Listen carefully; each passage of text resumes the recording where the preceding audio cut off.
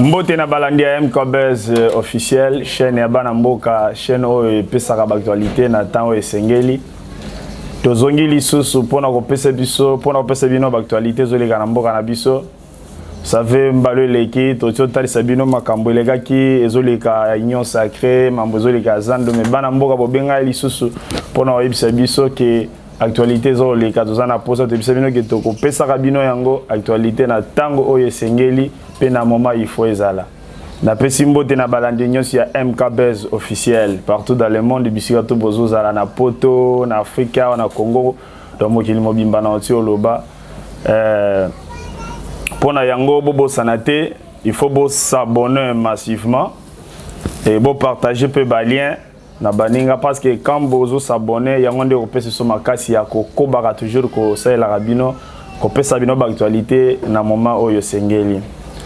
Vive actualité zolika na mboka bolandaki union sacrée Moïse Katumbi na Jean-Pierre Bemba na mokonzi ya mboka bakutanaki makambo elika ndenge elikaki tokolobelango pelelo boyebi le 16 na le 17 eza mokolo ya ba martyr o bapesa vie na bango pona mboka na biso tokolobela pe yango mwana mboka ona yambi lelo kombo na ye Dumi Carter mwana mboka mbote na yo Mbote ndeko journaliste matondo mingi na MK Buzz officiel pour na invitation oyo bopesi ngai pour to manula matali actualité ya Congo. Actualité au Congo, moi na mboka oyebi na mboka na biso à partir ya le 16 et le 17 eza mukolo yo Lumumba na Mose Kabila ba pesaka vie na bango pona Congo. Alors na lingeza na bilenge mususu babotamaka fa Mose ko l'air Mose zaka na pouvoir bango babotamaka te mais na moi bayoka ka Mose akufa Mose tout ça. Na lingo expliquer bango souvenir nini ya malamu oyo kardaka pona liwa ya Mose pour expliquer pe na bilenge oyo babotamaka si ba comprendre nani azalaki Mose pe souvenir nini o gardaka pona Mose Laurent Désiré Kabila. Matondo mingi pona mutuno tuningai par rapport à Mose bato esengeli baeba Mose azalaki nani? Mose azalaki mokonzi ya mboka ya République démocratique du Congo. Azalaki 40e si je ne me trompe pas, 3e. Nango akotaki na ngumba ya Congo to Kinshasa na 1997. Asalaki maesengelaki asala azalaki pe na makanisi malamu pona Congo. Mais esika ngai na partageaka makanisi na ete e ali nini pasi o to komona sasa hivi ya ba infiltré Muse mutu ayela biso batwana ba généraux ougandais ba généraux rwandais Muse mutu ayela biso bango ata yiko azalaki na makanisi malamu mena ebandeli ya bitumba na ye esika azalaki bato o batiaki maboko po azwa abengana dictateur mususu oyo to telemelaka komo na ye Mobutu asalaka pe 32 ans bato bachaki maboko bamemie na bokonzi oyo ya Congo azwa bango akotisa bango na armée na biso infiltra armée na biso na ba Rwandais na ba Ougandais nango lelo pasi oyo tozali na yango na Congo ezali ba infiltration tala na ba armée na biso c'est parce que notre armée est infiltrée. Donc vous êtes infiltré dans l'entrée à musée. C'est ça que je t'ai dit. Tu m'as posé la question de savoir pour un musée et le qu'on y n'a retenu dans musée. Na ndenge ya mabete et le ko oyo na côté le musée. Ata isika zali. Ezali était infiltré armée na biso. Na ba Rwandais na ba Ougandais bato batika kolobaka soki mutu akufi pe a son âme et ali na bato o so bakufi na mboka oyo to na libota to zala ka pe na courage ya koloba mabe o bango basala ndeko Jimmy oyebi ke bano babota masima ya musée bagardaka toujours liloba moko muzatikela biso ne jamais trahir le Congo. Mais lui a commencé par trahir le Congo. C'est ce que je te dis. Musée lui-même a commencé par trahir le Congo en infiltrant notre armée na ba Ougandais na ba Rwandais. Il a d'abord commencé par lui-même à trahir le Congo. Yo ibengote. Mais je te dis, histoire est bannie. Il y a des généraux, il y a des officiers minés, il y a armée, ce sont des Rwandais, la plupart. Donc bilingo ba ko ça mo pandi sango oyebi ko le kangai de bilingue ba ko landa biso do mo wana ne jamais trahi le Congo do le père yemo lui-même d'abord a commencé par trahir le Congo en infiltrant notre armée. C'est une bonne appellation. Il devait d'abord commencer par lui-même respecter ça. Tu sais ça? En commençant par respecter lui-même. Tu dis n'a jamais trahi le Congo. Ce qu'on a si manayo au même biso ba Rwandais. Aujourd'hui bango au koti bango na armée na biso. Aujourd'hui, pour ton information, nous souffrons à l'est du pays. Mais quand même, il y a même un Rwandais qui a motema ya kobate ya kosunga ba Congolais parce que Mobutu afanda 32 ans a tchapena misisa mutu mokota ko longo na Mobutu mais quand même na puya baninga aya longoli bango mais yozo ba parce que alzo asenga ki lisungi na lobi na yo ko senga lisungi na lobi ezambe bate na lobi eza lisumuté et sika o ngana ko loba e ali que totika ka kopakola bato mafuta bato o basali mabe na mboka oyo il est parmi bato basali mabe na mboka oyo okobanda na Mobutu soto lobito zonga sima tango bato balobaka oh Mobutu unité nationale tout ça il se trompe. Nous avons vécu le massacre de 92-93 si je me trompe pas de Katangé. C'est sous Mobutu. Unité ni Mobutu a même la biso. Les gens n'en parlent même pas. Ils disent que c'est Mobutu qui nous a amené l'unité nationale. Faux et archi faux. Je suis victime de ces années-là, 92-93. À l'époque, Gabriel Kouakoumouanza. Il y a un rapport Mamping. Il faut que tout le monde soit ramassé. Tout à Salama Benamboka. Il faut vraiment akangama, asamba, à répondre à l'acte na yo. Nango nako soutenir. Nakolobana kati ya union sacrée bato bako linga ba petolama basokola bango mafuta Dieu le père. Mais moi na mboka yo so balikamba rapport Mamping yo omona gite lobi oto le kawana mokonzi mboka tolanda ye na bilili tous les lois azo qui c'est déjà 2 ans yango na pouvoir mais les 17 monsieur elegaki to tikala omona te akendaki na tombo ya musée tout ça mais yo so ba rapport Mamping na lobi na boy c'est là moi na mboka c'est là na rapport Mamping to yebi ke to yo soit disant peu combo ya ancien président honoraire pesa na kati mais ce que moni président mokonzi mboka ke yukuna asali ba rapprochement monaki bazala kena lipasa ya ye mokonzi mboka honoraire ba ki créer na site mususu mwana mboka ozomwa teke rapprochement izo zonga est-ce que ozo kanisa ke mokonzi mboka ako accepter ba fongola rapport Mamping pour muto aza rapprocher na ye ba ya ko chai maboko na lobi boye toke malembe to sala banalise objective toke malembe okoyeba na poto mokonzi mboka robaka que il va pas fouiner dans le passé, tu le sais? Alors ce qui se passe maintenant, c'est pas fouiner dans le passé? Le 16, cette date-là, je n'oublierai jamais ça. Le 16 décembre 2020, Mokonzi Mboka a rompre na oba bengi FCC CAS. Obiso no soto telemele yango libala ya bundoki. Libala o ezana kacha intérêt à peuple te to telemeli yango mututu ayebi. Mais libala yango ezo songa ozoka teke Martin Fayulu lobi wana eza FCC bis. De Miami balé quoi. Yango ça kata ozonga. Martin Fayulu a ko sala opposition moko o na ko pesa komo nango et ali constructivité, une opposition de la haine. Na haine comment? Na ko senga na ndeko Martin Fayulu a sala opposition o ba bengi constructive. Et sika mokonzi mboka asali faillite a dénoncé yango. Mais toko tala Martin Fayulu azaka na poto avant azonga na batanga ba confinement. Alors bito bossa na mayemaleka totala bobele intérêt ya Congolais, tokende liboso. Martin Fayulu aye na Kinshasa, yena bako benga ye acolyte na ye muzitu. Baye awa basali déclaration. Tant basali déclaration, na sima na bango muto ba bengi comme on est na kobosa na ye muto FCC comme on est na ni Théodore Mugaro Théodore Ngoyi. Asali déclaration moko pour ko recevoir président de la République. Akobo saneke na déclaration wana oye ko yasima oyebité.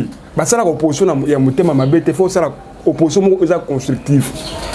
siko tango ko lobake makambo ya FCC ba kozonga na ko yebisa loko moko omoni so ozali na mwana na yo oyo moko ko yiko pesa éducation te ya malamu et que mwana zui tango mususu tata mususu oyo azali na ndingisa ko pesa éducation esengeli bato FCC fo bato esengeli ba yeba bazwaki éducation ya mabe et pas muto abando konza bango o ba bengi autorité morale Joseph Kabila. Donc yango babando ko sala makambo o ezanga tina toko benda Félix na Matoi union sacrée na banji to konta wana elingo lo bateke ezali blanchisserie te ou soit pressing oh bato nyonso fo ba petolama non tout le monde qui a fait du mal aux Congolais dans ce pays doit répondre na ba acte bango ba posa mais yango wana nde mwana mboka Martin Fayulu auto lo ba pourquoi parce que oyo ya lo yobi que depuis union sacrée bandi 3 fois yango ndeko Katumbi na Bemba na ndeko Tshisekedi bakutani yango mais ya suka nde bakei donc ake des poissons muntozo yebana te nini basola kini bazoto kaka ko to babebani moyindo zangi so landa ye na chaîne moko en place atolo alobi mambo ebela bike non pona bango ba se retirer tout ça pona ba poste mais mwana mboka Martin Fayulu ba biso ba bengi aigle ba militant ba benga aigle do ya mona kidi ya musika ozomo te makambo zo pese raison to ke ne malembe na kubandana ko yebisa ba ponomi ya Congo ba ponomi ya bana mboka bali ba député pas parce que bali na sima ba autorité morale na bango et le quoi sengeli ba yeba yango les députés ont été élus par les Congolais. Ils doivent être au service des Congolais qu'au service de soi-disant autorité morale. Et le ko mboka yango wana toke malembe toke na union sacrée Bemba Katumbi ba ko kanate nous sommes normal c'est en politique toi na église te oh catholique oh protestante tout ça ce n'est que normal quand on fait la politique il y a des intérêts au batu sengini ba yeba mais intérêt wana imprimer likolo la population te intérêt wana ezala pour la population lelo oh to beti biso nyonso maboko pour na nini mokonzi mboka à Kati Libala ya FCC na cash. Pour Libala on est sali 2 ans.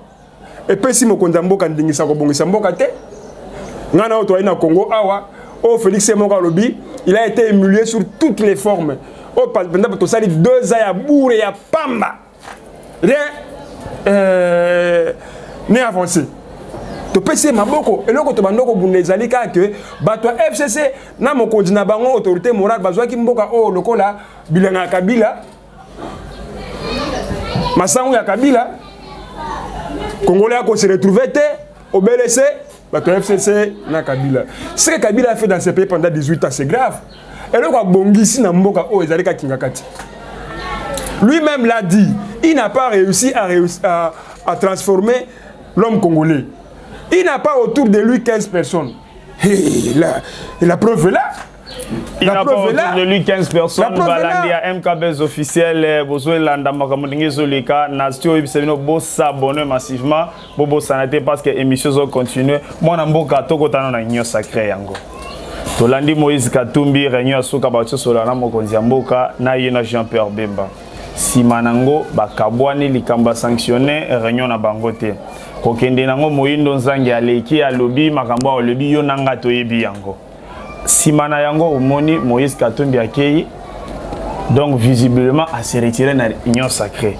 Mais na kolanda pe na ba 70 députés o yaya bandako tout la tolo na moni déjà awa 40 députés ba se retirer sur 70. Position na yo ezani mwanamboga. Position na ngeza boye. Omoni sur les 70 députés ya mokonzi Moïse Katumbi. Oyo bazo constituer force na ye. Ouais. Na 40 na yango ba résister ba pesi mokonzi mboka maboko. C'est ce que je veux faire voir aux Congolais. Évitons cette histoire-là. Oh non, nous attendons les mots d'ordre et autorité morale. Ça n'avance pas le pays. Ils sont élus par les Congolais qui attendent d'eux. Mabongisi. Ndeko, tu traînes au BLC na 3 ans. Si on a le 3 ans, une année, année électorale. Les 2 ans là, Félix doit faire beaucoup plus d'efforts pour appeler sa mise à ta maïmatali changement. Et nous, chaque jour, chaque fois, c'est tous en réforme. Les autres, par contre, au Canada, nous avons Mokonzi Katumbi. Sur le plan partage, il n'y a pas poste. Et là, il faut ayeba. Et c'est tous à dire partage la responsabilité. Si on a quatre partage la responsabilité, tu vas ni me conduire au aligni à ça là. Et nous allons bosser aux alliés à Moutou et à Lini. La réforme électorale sur tous les plans. Mais ce qui va réforme moi personnellement qui suis devant ta caméra, je suis prêt à soutenir le président de la République. La réforme est à boyi yangote, mais aza poids politique na union sacrée mutualégé na ba député zate. Quand même aza pe na raison. Bien sûr, il faut que na ba réforme, il faut to bongisa mboka, mais faut pas compte tenir ya poids politique né 70 députés, faut pas compter. Mais c'est ce que je n'en disconviens pas. Alors, tout à fait normal. Naza na mupandi na yo. Mais tout pour manate pour na to qualité, mais na limité. En politique, c'est comme ça. En politique, jusqu'à tel point que tu es. Et je suis sûr et certain, convaincu que tu pour Mboka et Kendeliboso. Il faut mettre de l'eau dans le vin. Nous avons intérêt à sauver la nation congolaise. On n'a pas beaucoup de temps. Il nous reste peu de temps. Il n'y a que 2 ans, plus une année, il y a une année électorale. Félix doit faire un effort. Il y a les gens qui meurent à l'est du pays. Il y a les Congolais qui ne vivent pas mieux. Pour la Nini, na Congo, et si tu as une solution, tu as une solution. Moi, dans les années, ils respecté, mais apparemment, je ne comprends pas. Na profiter c'est pas ça faire de la bonne politique. La ninga malamu to sangana biso banso to luka solution oyo etali Congo to kende se liboso qu'on décante la situation, qu'on trouve une solution entre Katumbi, entre Bemba, entre Bahati, entre Félix. Autour bakunu pe pour Jean-Pierre Bemba. Obi na marambo to ezoleka. Moïse Katumbi quand même il a pris position naie, mais ti jusqu'à présent Jean-Pierre Bemba tikali miwe alobi lo remonter. Nous sommes au kanisa ni te to kanisa mabete ndeko. Soki Jean-Pierre Bemba pesi na makanisi na ete to kozela. Moïse Katumbi pe na yeli na elikia. Que to kozwa solution. Na okaki awa. Que ceux qui solution ezwami na kati ya union sacrée, ils sont prêts à soutenir mon Mboka sous le plan ya nini ya ba réforme. Ata iko bazui e bonga te. Il y a une partie aussi ya makanisi pour na ko sauver Mboka. Non, mwana Mboka oyebi Moïse Katumbi ala kisi bonne volonté na ye. Basingi yo te koisa bureau mabunda. Asenga qui exigence mon côté objectif il faut que ça bureau mabunda mais quand azoyoka nungu ezokota na kati ke non s'il faut kozongisa bureau et assemblée nationale il faut pe sango de komo boya rutina kasi ki ba décider on va lungu na FCC mais yé or objectif ni ba yela ki ezaya ko déstabiliser FCC ba ko masuma kasi mais quand azoyoka suke ba lingi bazwa bureau et l'Assemblée nationale, bazong sango li sona ba décidant FCC. C'est ce qui est fait. Ma bande na biso, ya ba Kongomani, ya ngai, ya bande ko Medar, ya bande ko Mukeba et alike toka bwana na bondoki oyo et pomona ki Mboka. Libala ya FCC na cash. Lelo mututu a sepela tango mabunda koyaka, biso sto betaka maboko. En plus, une autre étape, c'était que si on bongisa, tocha et le kobabengi bureau définitif de l'Assemblée nationale. Ataïko ko benda nezali, mais nazali na elikia wana ete tokoyokana. Ndeko Katumbi achaki maboko, Ndeko Bemba achaki maboko, bandeko ya FCC bachaki maboko, tosali ete FCC ekoye. Pourquoi madame? Si ça hivi, to vande sika moko, to solula, to yokana, to pona, et le ba beni kimia, sauvons le Congo. To longo là-bas, oyo ba bengi, ba intérêt privé, ba intérêt personnel, to longo la yango. Ozali tala, on dit moka oyo na koloba na bandeli. Ce n'est pas un bien privé de Katumbi. Ce n'est pas un bien privé de Jean-Pierre Bemba. Ce n'est pas un bien privé de qui que ce soit, de Bahati, de Medar, de Mukebaï, c'est un bien privé des Congolais.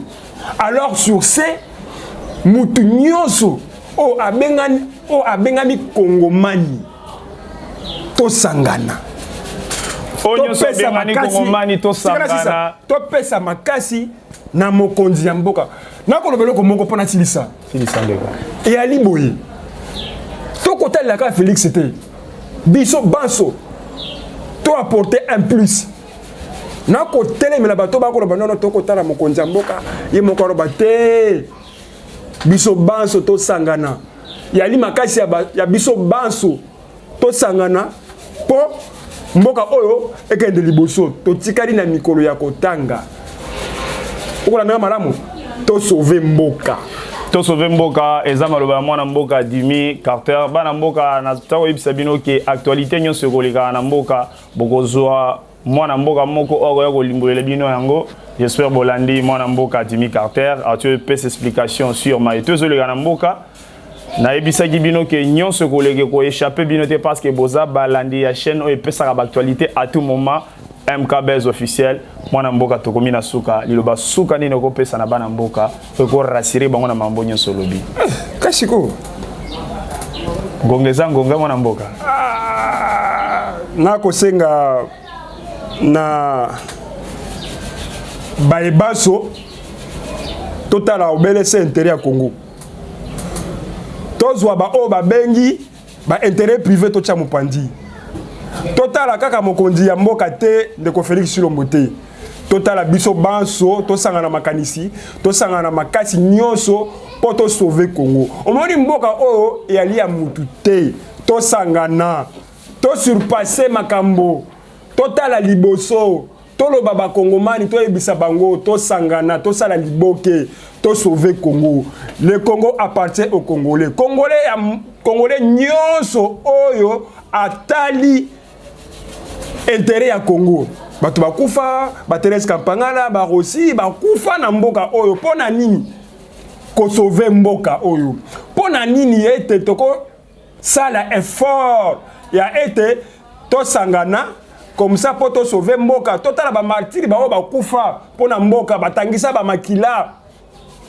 Et comme ça la passe tango to komona batu bako lela o ba ebonga o ba kota to zwa nyonso to tia mopandi to sangana to bunda pona Congo po Congo e petolama biso tozali awa pona ko pesa ba nyonso ba ali na souci ya ete to bongisa Congo ko banda mutu ti na chef de rue po ete to bongisa Congo lobi nango je suis sûr et certain et puis convaincu que Congo est changer lobi to koseka aza sur que lobi mboka ko eza maloba mwana mboka Jimmy Carter na pesi bino merci mingi na balandi nyonso ya MKBS officiel parce que boto landa ma et tout na bongisela bino mwana mboka Jimmy Carter alimboli yango na ko 4 émissions T5 na pesi mbote na balandi minene ya MKBS officiel na pesi président Médard Kankolongo en passant place Azali président yo yangoyo na pesi moninga nga moko azalaka na Russie